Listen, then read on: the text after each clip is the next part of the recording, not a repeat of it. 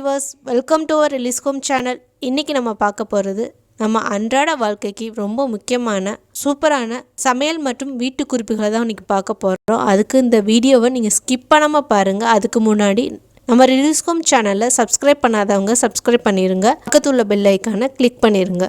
Ladies நம்ம சாரீ கட்டும்போது blouse கீழே லூஸாக இருக்கும், லாஸ்ட் பட்டன் லூஸாக இருக்கும். அதுக்கு நம்ம எக்ஸ்ட்ரா ஒரு ஹூக் வைப்போம். அதே மாதிரி நம்மளுக்கு மேலே நெக்கிட்ட நம்மளுக்கு லூஸாக இருந்துச்சுன்னா அப்போதைக்கு நம்ம ஊக்கு தான் குத்துவோம். இனிமே அந்த மாதிரி ஊக்கு எதுவும் குத்தாம கீழே நம்மளுக்கு எக்ஸ்ட்ரா பட்டன் எப்படி வைக்கிறோமோ அதே மாதிரி மேலேயும் நம்ம எக்ஸ்ட்ரா பட்டன் வச்சோம்னா நம்மளுக்கு ஈஸியாக இருக்கும், பார்க்கவும் ரொம்ப அக்வர்டாக தெரியாது. அதோட நம்ம பிளவுஸுக்கு ஹூக் மாட்டும் போது இடையில நம்மளுக்கு கொஞ்சம் கேப் தெரியும். ஹூக் வைக்கும் போது 1 இன்ச் கேப்புக்கு நம்ம அளந்து நம்ம ஹூக் தைச்சோம்னா நம்மளுக்கு அந்த கேப் தெரியாம இருக்கும். ஃபிட்டிங்கும் சூப்பராக இருக்கும்.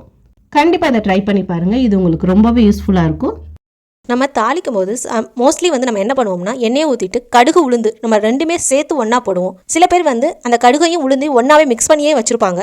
இனிமேல் அந்த மாதிரி பண்ணாதீங்க. எதுக்காகனா நம்ம கடுகையும் உளுந்தையும் சேர்த்து போடும்போது உளுந்து சீக்கிரமாகவே கலர் சேஞ்ச் ஆயிரும். கடுகு வெடிக்கிறதுக்கு கொஞ்சம் டைம் எடுக்கும்.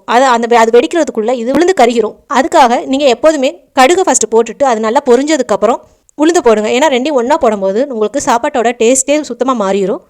ஸோ இனிமேல் இந்த தப்பை பண்ணாதீங்க. இந்த மாதிரி நீங்கள் ட்ரை பண்ணி பாருங்கள், உங்களுக்கு சாப்பாடு ரொம்ப சுவையாக இருக்கும்.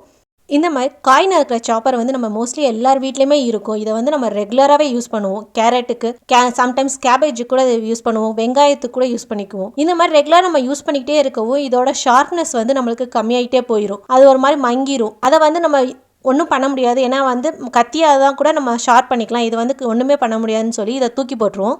தூக்கி போட்டு புதுசு தான் வாங்குவோம். இன்னுமே அந்த மாதிரி தூக்கி போடாதீங்க.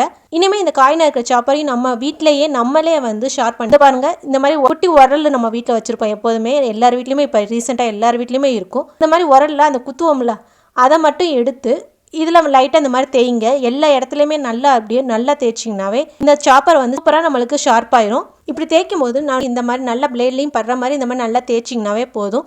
முன்னாடி பின்னாடி எல்லா இடத்துலையுமே இந்த மாதிரி நல்லா தேய்ச்சிங்கன்னா அந்த கல்லை வச்சு தேய்ச்சிங்கனாவே உங்களுக்கு சூப்பராக ஷார்ப்பாயிரும்.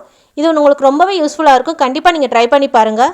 நம்ம வீட்டில் நிறைய வடிகட்டி வச்சுருப்போம். ஒன்னொன்றுக்குன்னு யூஸ் பண்ணுவோம். டீ வடிகட்டி, பால் வடிகட்டி, ஜூஸ் வடிகட்டின்னு ஒன்னொன்றுக்கும் நம்ம தனித்தனியாக யூஸ் பண்ணிக்கிருப்போம். அதை என்னதான் தனித்தனியாக மோஸ்ட்லி அதை நம்ம வாஷ் பண்ணி தான் வச்சுருவோம் உடனே. அண்ட் சம்டைம்ஸ் ஏதாவது வாஷ் பண்ண மறந்தாலும் அது அப்படியே பிடிச்சி போயிடும். அது கழுவ நம்மளுக்கு போகவே போகாது. இனிமேல் 2 weeks ஒன்ஸ் இந்த மாதிரி நீங்கள் வாஷ் பண்ணி பாருங்கள். இது உங்களுக்கு ரொம்பவே யூஸ்ஃபுல்லாக இருக்கும். அதில் நடுவில் எல்லாம் போய் மாட்டியிருக்கிறது எல்லாமே உங்களுக்கு ஈஸியாக நீங்கள் க்ளீன் பண்ணிடலாம். இது வடிகட்டிக்கு மட்டும் கிடையாது. நம்ம ஸ்டெயின்லெஸ் ஸ்டீலில் ஏதாவது ஃப்ரை பண்ணுறோமோ அந்த மாதிரிலாம் இருக்கும்போது எண்ணெய் பட அந்த கைப்பிடியில எல்லாம் நம்மளுக்கு உள்ளே எல்லாம் எண்ணெய் சிக்காகி நம்மளுக்கு கழுவும் போது ஒழுங்காக போகவே போகாது. அதே மாதிரி நீங்கள் உங்களுக்கு சட்டியிலேயே வெளியிலையெல்லாம் இந்த மாதிரி எண்ணெய் தெரிச்சு ஒரு மாதிரி அந்த கலரே சேஞ்ச் ஆகிருக்கும். இதையும் இந்த மாதிரி நீங்கள் க்ளீன் பண்ணிங்கன்னா அதுக்கு ரொம்பவே ஈஸியாக நீங்கள் அதை புதுசு போல் ஆக்கிடலாம். அதுக்கு ஒரு அகலமான பாத்திரத்தில் நீங்கள் தண்ணி ஊற்றிக்கோங்க. எல்லா பாத்திரமும் போட்டு மூழ்கிற அளவுக்கு நீங்கள் தண்ணி வச்சுக்கிட்டா போதும். அந்த தண்ணி நல்லா கொதிக்க விடணும். இந்த மாதிரி நல்லா கொதிச்சதுக்கு அப்புறம் அதில் 3 டேபிள் ஸ்பூன் பேக்கிங் சோடா எடுத்துருக்கு.